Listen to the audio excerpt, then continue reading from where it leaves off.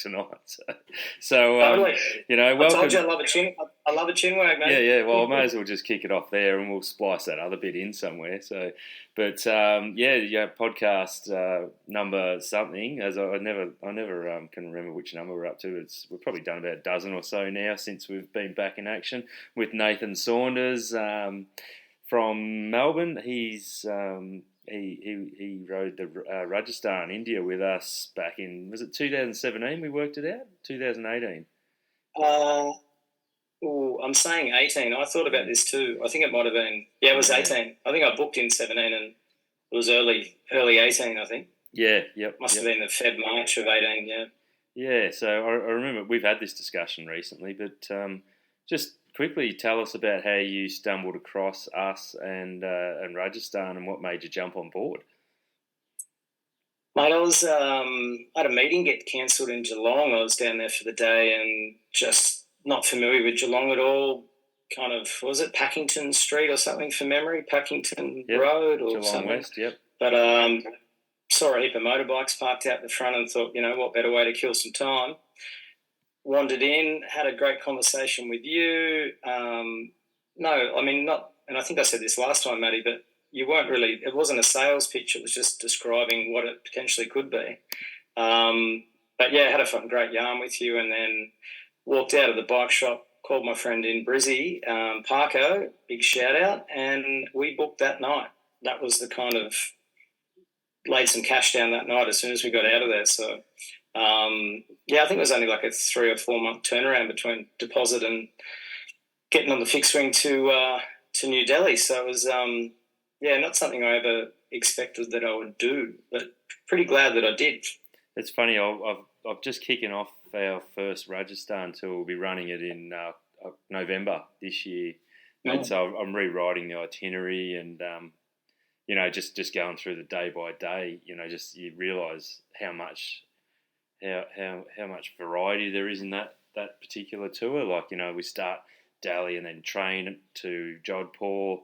And that's where we go through Merengarth Fort, which is the fort that was in one of the Batman movies, and you can zip line around that. Then we jump on the bikes and ride to Jaisalmer, and just that first day ride, you're like, my mind was just like, I can't wait to go back, and stop at the Darbars for homemade chai and all that sort of stuff. So, it's looking forward to going back, and it's definitely one of my favourites. I've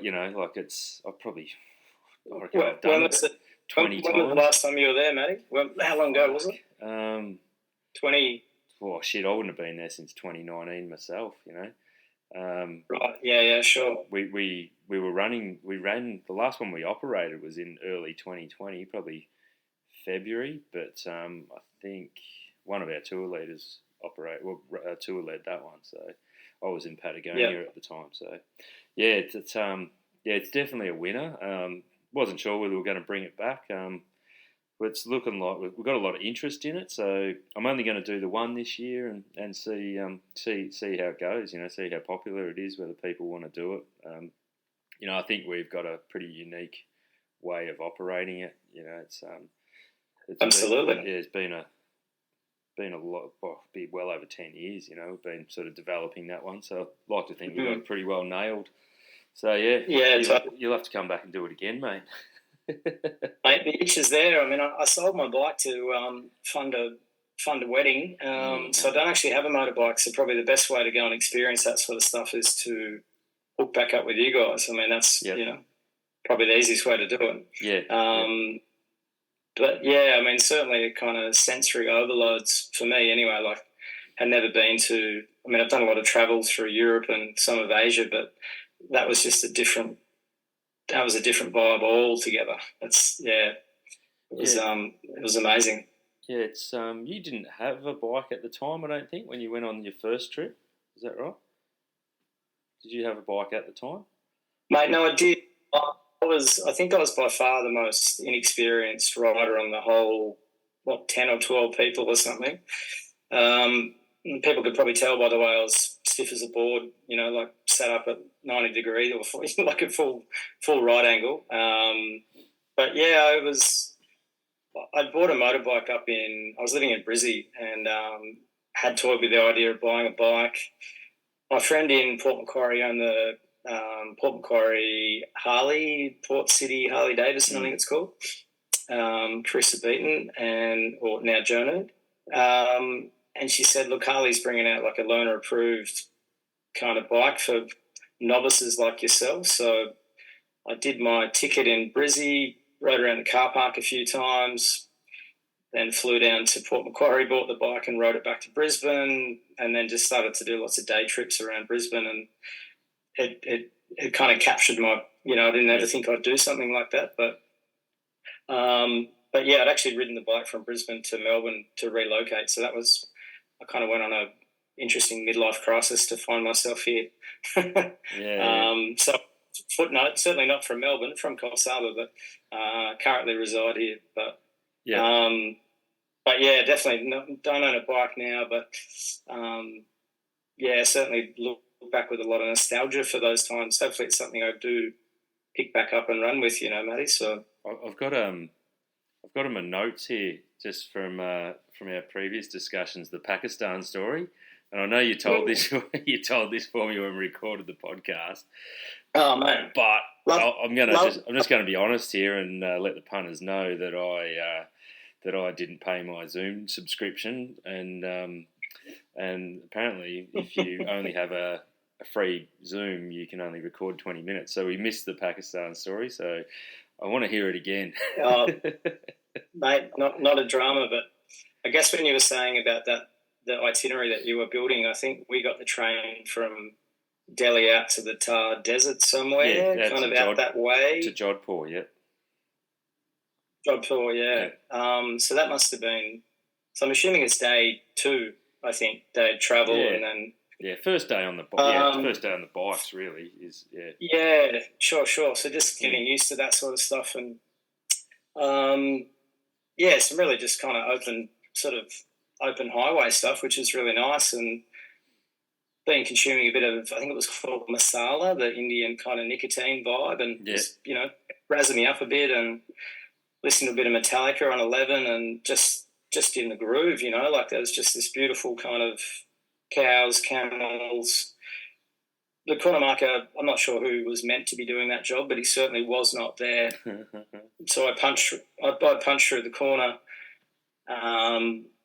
More for me, I didn't check anyone was behind or in front of me, but just having a ball. Like it was just sort of just cruising, and time got away from me a little bit. Might have been half an hour, might have been 20 minutes, not sure, but rode all the way to the Pakistan border and was greeted with armed guards telling me, just sort of telling me to get off my bike and what was I doing here, and I've got a red helmet and a red and white scarf sort of flowing out the back and very out of place. But they were lovely, brought me off my bike and gave me some nice water, and just sort of hung around until someone came to figure out where I was. But and I'm thinking, fuck, have I gone to the Pakistan border on day 2 and I've got 18 days left of this?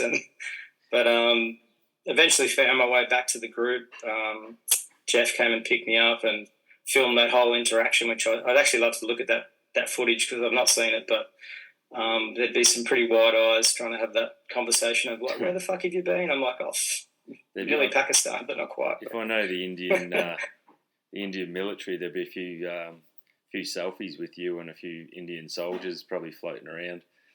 Mate, there probably is, because it was a bit of a novelty for them, I'm sure. Like, I mean, there wasn't a lot of action till I rolled up, but eventually got back to the group, and then we were trying to ride bikes through sand sort of hills back into that the desert camp there, and again, I mean, I'm a novice rider. We're riding through sand. I'm getting fucking catapulted off the handlebars a couple of times, and that would have been pre-Himalayan as well. You probably would have been on the bullets.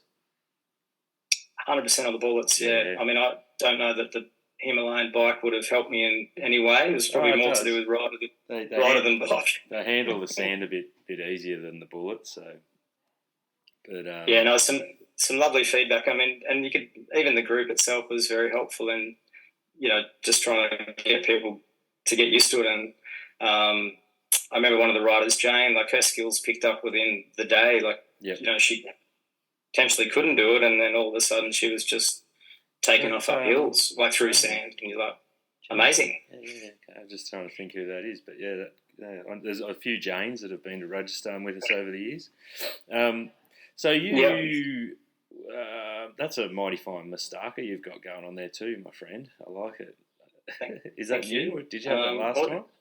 I wasn't rocking this mate, it didn't grow in 2 months. It's been, I'm just, I'm channeling my dad. I've become I've become the tuna fisherman that my dad still is. But yeah, right. Yeah, is your old man a tuna fisherman? Is he? Oh, I mean, yeah, certainly an ex now, but that was his. He was a cotton farmer, tuna fisherman. So he either grew stuff or took stuff out of the sea. Yeah. Primary producer. Yeah, not proper old salty. Yeah, and what are you doing with yourself these days? So my background's kind of youth disabilities kind of stuff, which I've done for the better part of 20 years, I guess. But working with state trustees it's kind of a case management style of supporting complex, vulnerable people with their finances. Yep. I think complex is probably the best way to describe it, but it's a good opportunity to try to. Aren't we all complex and vulnerable? Oh, mate, that's humans 101. We're a pretty special bunch, So, but I work with some amazing people that are super supportive, which is good. So, but it's been chewing up a bit of the energy of late, Matt. I'll be honest with you, but. Any potential Rajasthan customers in amongst that bunch, or is it sort of probably not a real target market for us? None at work, but I mean, have you got like a referral bonus system in your business, or is that a thing? Or? Well, not yet, but I was having a shower this morning. I thought of that. I thought it should be a thing. Like we would, into the cost of, into every tour booking, we have to build in a cost for, to pay for the ads and the cost of admin and sales and all that sort of stuff. And so, we've got a big database out there, and say we said, like here's your promo code, and here's your log into the back end of our website, and you can just flick on the details, and even if we started out just doing like you get a couple $100 off your next tour or for each booking or something like that, we should do something like that. I think it's a good idea. Yeah, totally. I'm sort of brainstorming it in the background how it could work. And I'm going to interview you too. But another question I thought of was like at the start of the combo, like repeat offenders on the trips. You get a few. Like, I mean, people go one, go two. Like, how does that work? We do. Like, we've got our guys that come every year, but it's always a different trip. And for most people, it's every couple of years. So it's, but there is definitely that particular client out there, and they're fantastic, because they just really vibe with the style. They like, you've got that relationship, and they trust us. Yeah, awesome. To know what we're doing, and it's but we can't grow off that either. That's great, but what we're really focused on now is bringing in new people. New people, yeah. I've got I don't have to, but it's for you've got to do both. You've got to maintain your existing. I'm no expert, clearly, but maintain your existing clients ideally, and keep them coming back and bring in some new ones. So if your existing customers are bringing people in and getting some sort of incentive for that, it's a win-win. Like I even was thinking this morning, like someone who's semi-retired or who's just sick of their job they hate and they want a bit of a side hustle.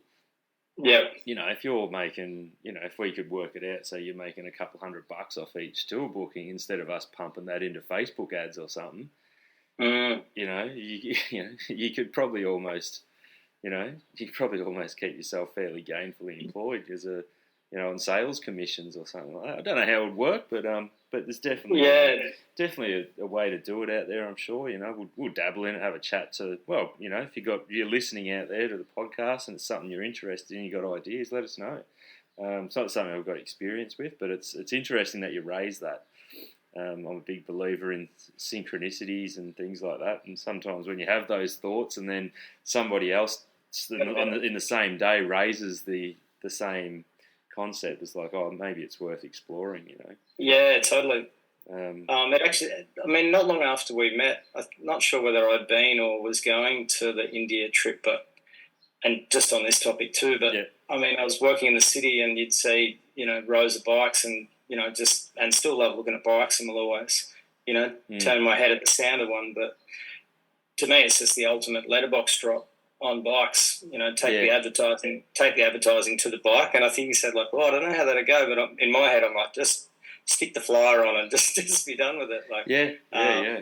No, you're right. It's kind of probably before having, you know, a shop front, we didn't need to do things like that. You know, we didn't. Yeah, We did travel around the country every now and again doing information sessions. That we just did our first one a couple of weeks ago here in Geelong, and that was great. Like it was really felt like the official sort of relaunch. You know, like we're out in public speaking. It was a good turnout, good response, good feedback. Awesome. Great to rub shoulders with everyone again. You know, because we don't have that interface anymore. So we've booked in Brisbane and Sunshine Coast for March this year. 20th, 21st of March. So we're going to go up there and do the same thing. You're taking it? Yeah, right. Yeah, just awesome. Myself and Frankie will go up, and it's pretty simple. You know, we'll just talk for 20 minutes, half an hour, and then just mingle with people and just you know, answer questions. If anyone wants to book a trip, just chat to us. You know, we're available. You know. Yeah, awesome.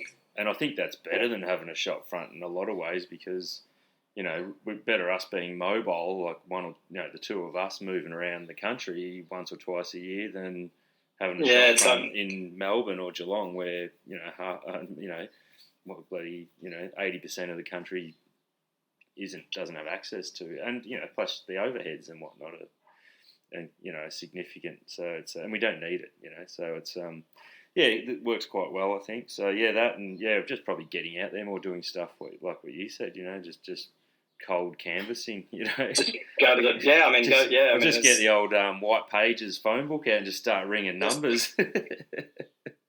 Yeah, I mean, can I interest you in a motorcycle tour? Mate, that's what I was thinking. I mean, you'd see, like, you know, 40 bikes lined up in, you know, in Melbourne CBD, and to me, that's 40 people that already ride bikes.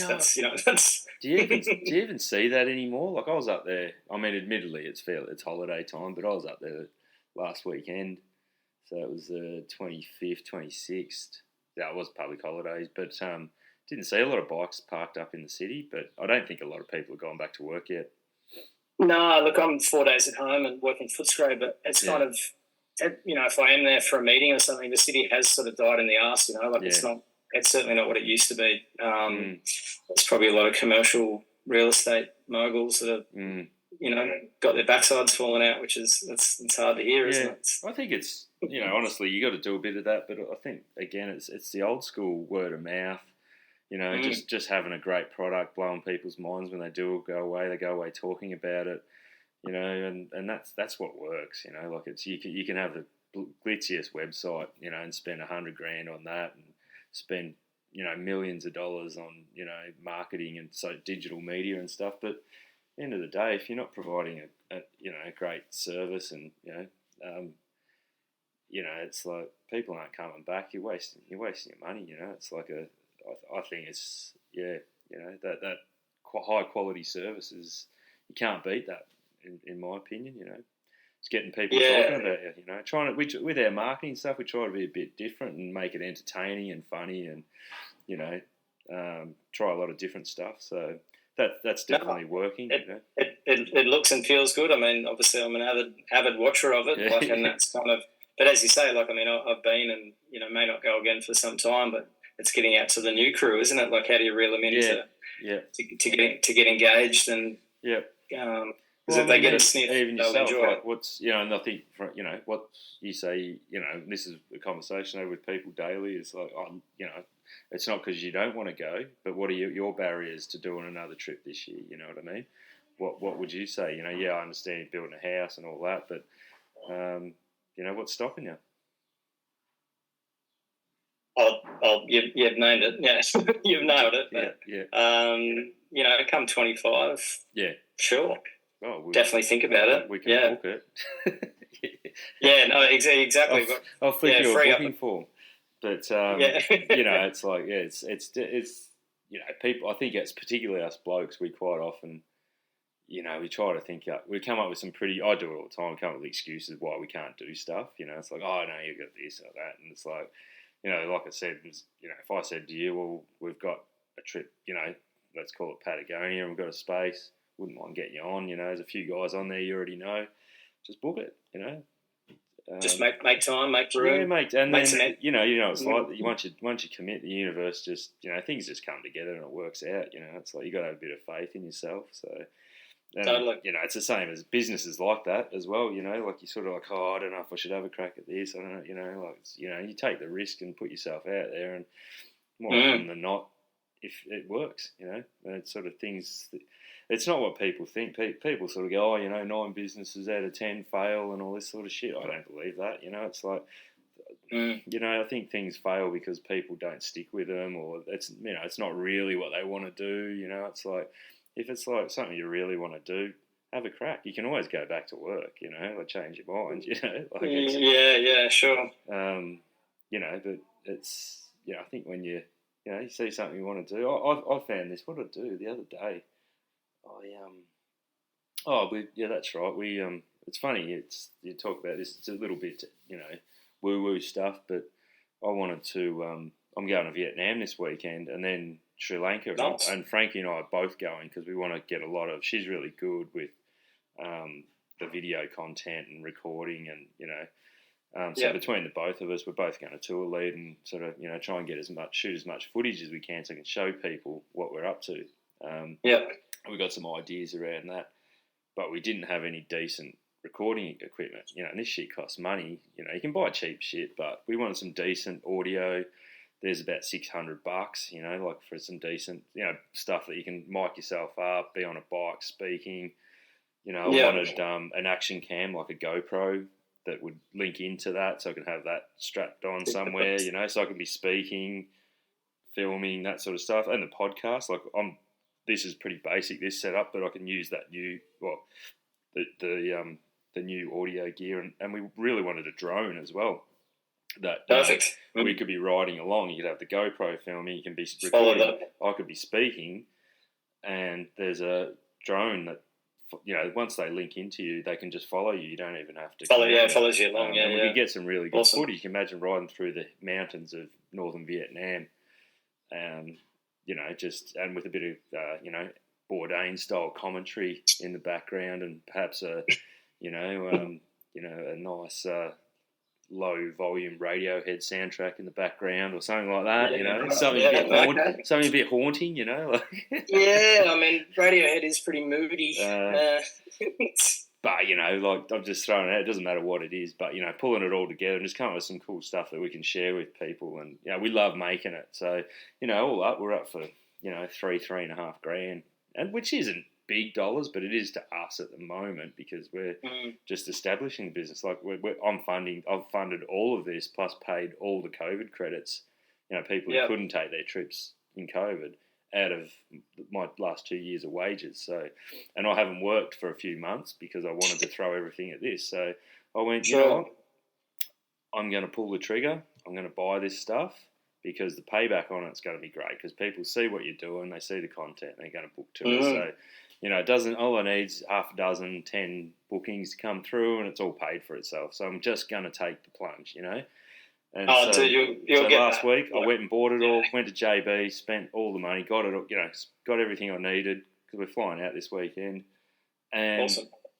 Within 3 or 4 days, I had the bookings flying through. People ringing, yep, I'm doing this trip. Like our Sri Lanka tour in February, which is only a month away. Was only half full, and I was starting to panic. And I thought, oh, okay, well, I'll just get all this stuff, and we're going to be there anyway. Bang! Within a week after I bought that tour just booked out. I was like, wow, that's amazing. Like it's like sometimes you got to, I don't know, it's like a test to go. Well, how much do you believe in yourself? Takes this much. Yeah. So it's like I don't want to give advice to people or telling them how to live their lives because not my place to do that. But that's just been my experience. Every time I put my balls on the line, it pays off. I think that's what happened during COVID a bit. You know, COVID, because of the situation, I tended to pull back and not take risks, and and sort of be a bit, play it safe and be conservative. And it backfired on me. Like, it all went to shit. I probably should have just went balls deep and went harder.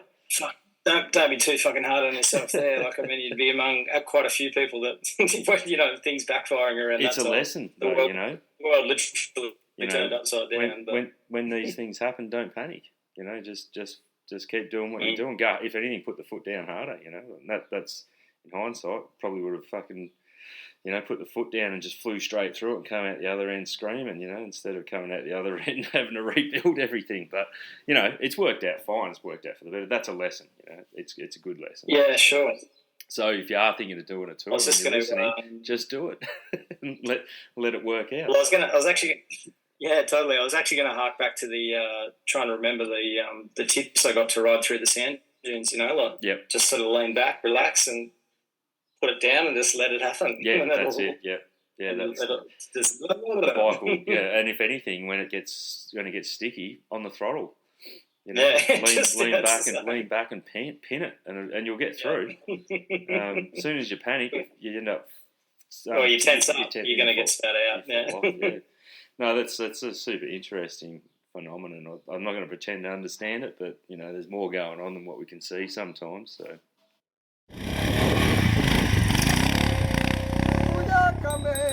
It's time for another old school ad break, because old school is the best school. Dusty Dave and Pistol Pete are back. They're sitting back having a beer on the deck. Pete's just returned from his annual Nevermind adventure. Dave says to Pete, "How was that Rajasthani motorbike tour you just did with those crazy Nevermind folk? I probably should come along one day." Pistol Pete smiles, a wide, slow-knowing grin. "You know it was awesome, Dave, and yes, you should come along one day. What's bloody stopping you, mate?" "I think you're a pussy and you're too scared." Dusty Dave thinks about it. "Nah, Pistol, it's not like that. I got responsibilities. There's the kitchen reno I've been working on for the last 5 years, the lawns, the dog, and the kids might need me. Actually, I'm not sure what's holding me back. I will get there one day, though." Pistol Pete says, "I just had the best 2 weeks of my life riding motorbikes in Rajasthan. Hell, I didn't even know where the bloody place was a few months ago. I met the coolest people and rode the most incredible roads. The only thing that could have made it better was if my best mate was there with me." Dave looks away from Pete, down to the ground, and says, "You say that every year, Pistol." "And you say you're coming next year every year," says Pete. "And next year never comes, mate. Now is the time. I've already booked. I'm going back to Rajasthan in November." And hands Dave a booking form. "Nah, probably next year, Pistol. I will do it, though, I promise." Dusty Dave places the booking form on the bench where it won't remind him of what a pussy is. So, don't be a Dusty Dave in 2024, because next year never comes. Book your November 2024 Rajasthan motorbike adventure today. Enter promo code Nathan to get a whopping $500 discount. We're going back to where it all started, and you're invited to join us on this one-off 10-year anniversary tour of Rajasthan. Check us out on the website www.nevermindadventuretours.com.au.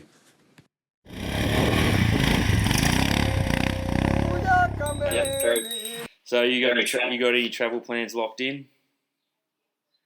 No, nothing long range, mate. Last time we went overseas to Japan, when I bought that bike up in Brizzy, I actually looked at some sort of self-guided trips around Japan, but didn't ever go down that road, obviously. But Golden Plains is our kind of little internal music mission festival that we go on in March sort of every year. So and that's an adventure in itself, which I think Parko's coming down for. It'd be good to see him in fine form. Yeah. They're I don't know if I could handle it. Let's say a 3-day music festival. Oh, two. But I mean, you might feel it for 3. Yeah, maybe. Okay, yeah. 3 weeks. Guaranteed a good time though. Yeah. I'll have to look out for that one. Back to your Rajasthan trip. What was your group like? I can't remember. Mate, super diverse. Like, I mean, you've got me at obviously novice, with 10,000 Ks under my belt, and then you had at the other end people have been riding for 50 plus years. Like there was Rana and Ray, I think they were like an older couple riding tour, and they've been riding bikes for I'm saying 50 years, and to watch them as a couple ride together, it's pretty awesome. Like, and they'd been doing that for just enjoying life together, and then you had everyone in between, father and son. You had some single blokes like me and Parko, some other couples. It was an amazing kind of mix. Really good. Any tour romances that you know of? I mean, they're very rare on edge, but it could happen. No, it's funny you bring that up. There was a couple of the Hindi for black cheetah, the Goro cheetah, or the colour cheetah, the black or the white panther. But there was a bit of that being thrown around by the tour guides. There was a couple of black panthers on our trip that were kind of maybe creeping out in the night. Not sure where they were going, but they would find their way back home in the morning. Are you saying my support staff might be playing up while they're out on the road? Oh no, not the sports staff. No, these were paying customers. Okay. But it's probably the only two Hindi words I remember actually from that trip, Matty. But still stuck with me. That I still get a laugh out of it. Lucky we can't remember any names. But interesting. Eh? I'll have to go back through the database and see who was on your trip. Yeah, no, fair. You might be able to match up with. I'll work it out.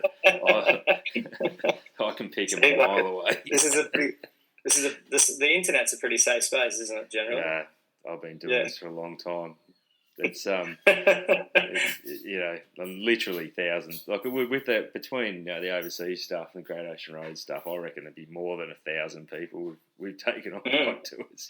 It's that many over a long period of time. So you get to know, you get to know. I'm not criticising anyone, but you just sort of everybody's got their way of doing things, I guess. So. What other highlights, Rajasthan, jump out at you? I mean, you mentioned chai before. I've never had chai as good as I've had on that. Actually, there's chalo. Let's go. Like it's, let's go from the chai stop. And I've never had chai as good as I had on that trip. Yeah. You'd almost know by the texture of the pot how nice it was going to be. And, I drink it here, but it's not like over there. It's nothing like it. It's different. Well, what they do is they twice boil the milk, and it's different milk. It's not pasteurised. It's it's pretty much straight from the cow, and then they're throwing in fresh ginger and cloves and all sorts of cool stuff. So yeah, you can't beat it. It's good. It's not real good for you. But yeah, like enthusiastic amateur photographer, but faces and textures and colours and stuff. Like it's that trying to convey that, because I mean, there's just so much of the inputs coming into your brain, and like taking just small images, but took thousands of photos, and some of them I do look at occasionally, and get nostalgic looking back at them. Like they're really kind of they move me, which is it's a beautiful thing. Did you have Shahid as your driver, your support vehicle driver with the big mo? No, we didn't. Did you have a different driver? Certainly friends with him on Facey, but never met him. Yeah, okay. No, it's just interesting. He's still working even after COVID and everything. He's still he's stepped up in the team. Actually, he was started as our driver, and he's a proper Rajasthani from Jaipur, and right. such a good dude, hard worker, and a big part of what we do. And he's stepped up to tour leading now and riding. And I was wondering if you met him, because I'm actually taking him to Sri Lanka in February to train him up on the Sri Lanka tour. Oh, to do that trip? Yeah, sure. So he can tour lead there with us, and back us up. And it's only a 3-hour flight for him from Delhi. He'd go through, and I'm actually taking him to Ireland in May as well. And he's you did mention your island trip, and I've you talk about word of mouth. I mean, I've told quite a few people about that as an, that's never something that I thought would be on Nevermind's radar, to be honest, Matty, but good. Yeah. Good. Well, the reason it is because, just word of mouth. It's speaking to people, and then I was like, I wanted to do it, and put it out to a few people. There's a few more that wanted to do it, and it's like they booked out really quickly. So I've got it on the, this will be our first one in May, and then we're going the Isle of Man TT directly afterwards. Amazing. To watch the races. I mean, you talk bucket list kind of stuff, and I mean, I would not have known what the TT was prior to owning a motorbike in 2015, 16, but it's the one, a bucket list event that would be something pretty special. So we got a week there. So we do 10 days riding around Ireland. So the whole coastline. We're going to Galway, Limerick, Belfast, Kilkenny, doing the Ring of Kerry, Dingle. The whole island's going to be unreal. I can't wait. Bigger bikes too. We've got 650s, the Royal Enfield. Yeah, what sort of bikes are you riding? Got the Royal Enfield 650, the 650 Twin Interceptors. The Interceptor. There's a couple of new models. We've got the new BSA 650 that's come out recently, Gold Star. Got a few of those. A couple of Himalayans, bit of everything, It's going to be good. So we're bringing. I was like, he's going to drive the support vehicle, I was going to heist, but Ireland is so expensive. Like a hotel room. Anywhere in the country, you can't get a hotel room for much less than $400 a night. Like, it's insane, and it's just, there's just not much available. Yeah, it's like double the price of Melbourne, right. Yeah, and so are the wages, so it's like, my support driver, is not going to be cheap, and which is, you build it into it, but to keep the cost down. I said to Shahid from Rajasthan, do you want to come to Ireland? He was like, fuck yeah. I said, well, you can drive the support. Has he ever been, or is this his first time? No, I don't know. Well, I think Sri Lanka. I'm not even sure he's been out of India, Right, awesome. Yeah, so this is his first. He was meant to come to Sri Lanka with me in October, but he didn't even realise he pulled his passport out and was expired, and he realised beforehand he didn't have enough time to renew it. So it's going to be a big year for him. To get a reboot. It's going to be a massive year for him. So he's pumped, So potentially having his first cold Guinness, and that's a beautiful thing. He's a big whiskey man, so I think there's some. Well, he's also in the right part of town. So. Yeah. So I don't think he knows exactly what he's in for. I don't think he knows where Ireland is. Yeah, right. But he's very, very keen, very excited about it.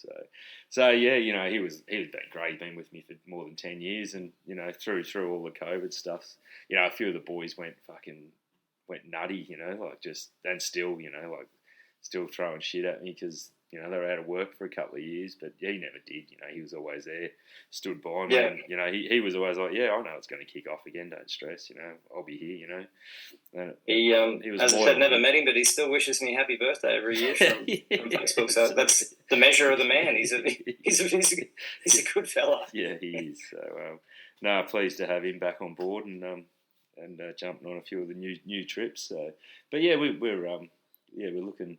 This year we've got, so we're doing the Himalayas again this year, July, August, then Rajasthan. Got the new Indonesia trip in October, Sri Lanka in October. So we've got quite a bit coming up.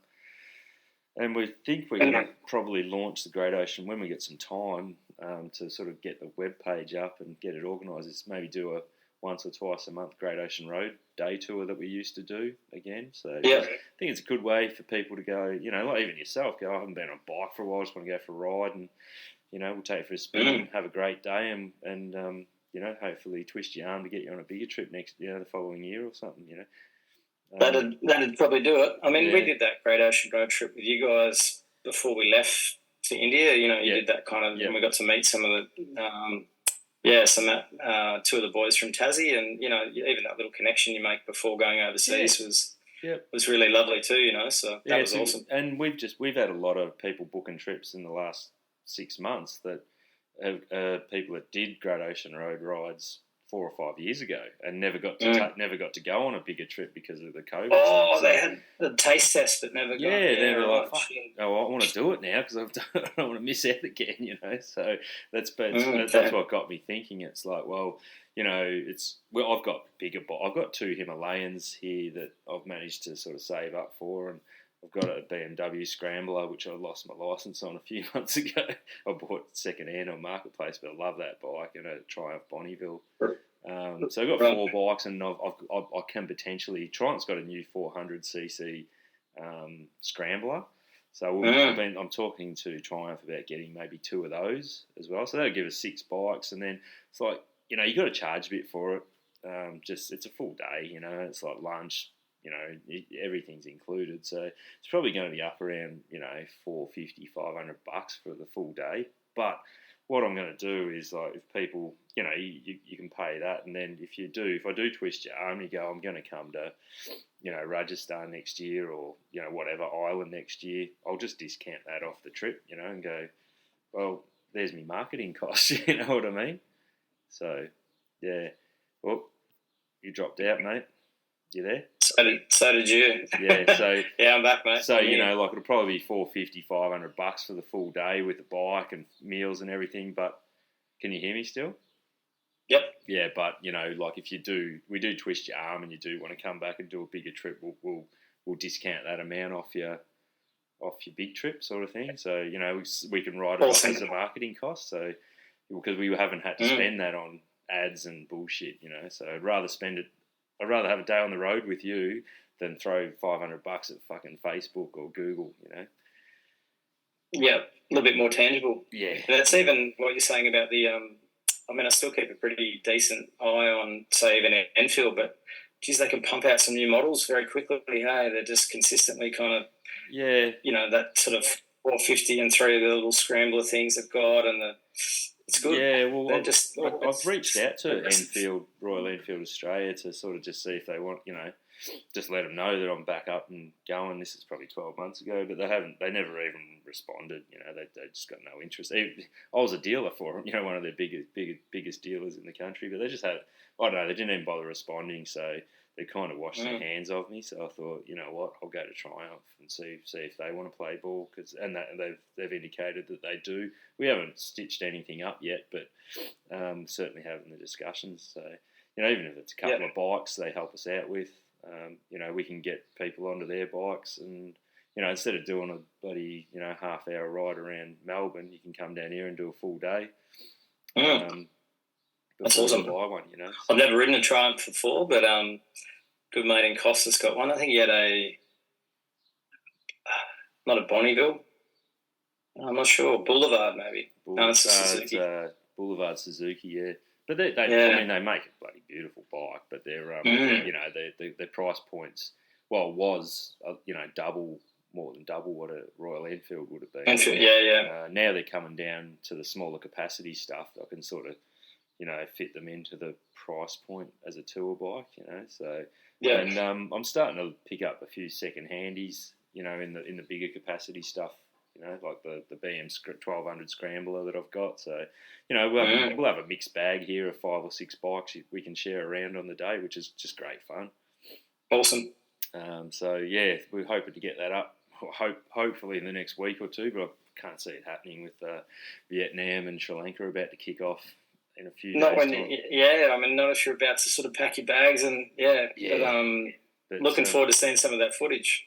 Yeah, well, it's going to be good. Yeah, we're thinking of doing like a day in the life of a tour leader while we're in Vietnam. So I'll sort of mic up, and Frankie can sort of follow me around the camera, and, you know, I'll talk, you know, just about what I do, you know, and how. What do you do? Yeah. Because I think there's a lot more that goes on behind the scenes that I even, you know, than people realise, and that I even realise. You know, it's like there's a lot of stuff that I just do that's keeps us safe. That you just keeps us safe, keeps things running smoothly. That you pick up over the years, it just becomes part of your routine.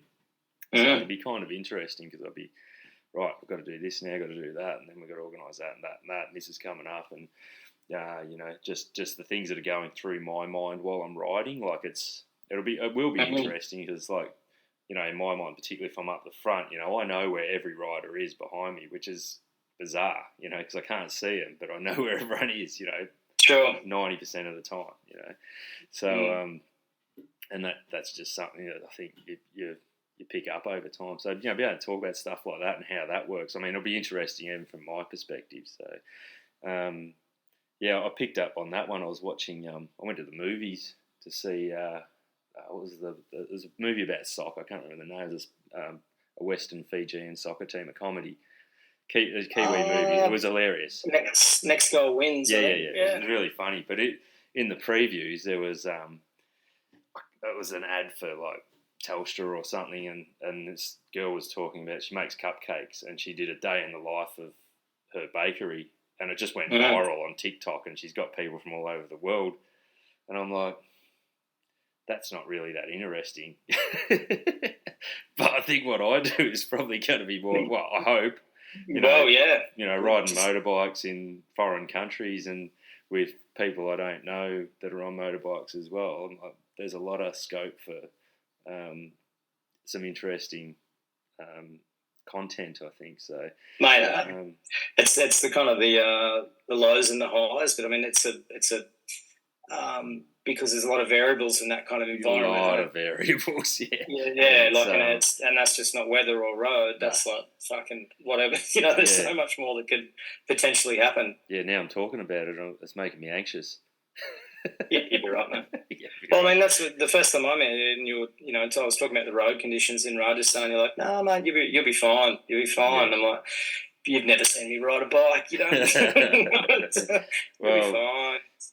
Yeah, well, it's like I guess the cupcake. I can't remember the name of the business. It was I don't know. I reckon if you got on TikTok and searched cupcake day in the life of the cupcake lady or something, you'd see it. But it worked for her, and I thought that strategy might work for us as well. And and we'll have fun doing it. So who cares? And that's why I've got. That's maybe it's quirky to potentially get people in. It's kind of what's the hook? Yeah, and it's inspired us to get a drone and decent. I've just been using my phone just for the last. I mean, we've had people come along and shoot stuff for us, but bulk of it, I've just taken pictures on the phone and videos on the phone. That's all I've been doing. So. So this could be next level shit for us. You look like you've gone to sleep. Oh, shit. You there? True. You too. Yeah. Yeah, I've just woken up. Bloody Zoom. Anyway, what we'll do is we might wind it up there, mate, because I think we've got some great conversation there. Yeah, thanks so much, man, for the... Thank you. As I said, I'm always keen to talk Nevermind, where it's sort of strangers I run into, or which I love chatting to strangers, but always singing the praises of the trip that that I got to share and experience. It's a beautiful thing. I appreciate your support. You reached out to me actually and said, I think you sent me a message or an email and just said, Matt, I want to do the podcast, and I went, you beauty. Up for it. Well, that was the hook in your line was, has anyone got a funny story? And I was like, I do. I mean, I think it's funny anyway. I mean, I don't know what it says for the corner marker that you hired. I suppose you didn't hire the corner marker. He was probably... We generally take turns at it. 100%. He was just having a piss or something. But, I mean, if I had a beer for every time I told that story, I'd be wouldn't be able to drive, put it that way. Oh, well, that's good, mate. But thanks for your time, Nathan. We'll have to organise it. What I'll do when I get back, we'll organise an information night up in the city somewhere, up in Melbourne. So if you've got any ideas for any venues, anyone listening out there, let us know, and we'll probably do that in, I don't know, April sometime. Yeah, perfect, mate. And always a pleasure, mate, and stay safe overseas, and hope you get some good content and enjoy. Yeah. Thanks, mate. Take it easy. We'll talk to you later. See you, buddy.